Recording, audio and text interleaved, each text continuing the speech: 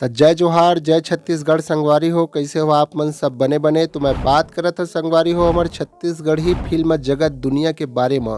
यानी कि संगवारी हो आप मन ला मैं बताना चाहता हूँ कि अमलेश नागेश जी हा कुछ नाराज़गी के वजह से यह फिल्म इंडस्ट्री ला यानी कि फिल्मी जगत ला छोड़े के बात कर दे रही समय, जो कि संगवारी हो आप मन ला बता के बहुत बड़े खुशी हुआ थे और आप मन ला भी सुन के बहुत बड़े खुशी हुई कि अमलेश नागेश जी हा फिर एक बार वापसी आवा थे सब झन ला हंसाए बर और गुदगुदाए बर, जो कि संगवारी हो गुइया 2 फिल्म में अमलेश नागेश जी ला देखे बर मिलही। साथ ही साथ यह बताना चाहता हूँ कि अमलेश नागेश जी के साथ में दिलेश साहू जी और प्रकाश अवस्थी जी है देखे बर मिलही संगवारी हो गुइया 2 फिल्म में।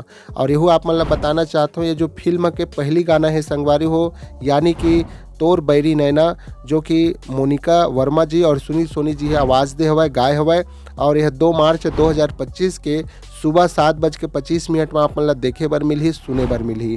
साथ ही साथ संगवारी हो आप मन ला यहू बताना चाहता हूँ कि रिलीज यह 2 मई 2025 को होही।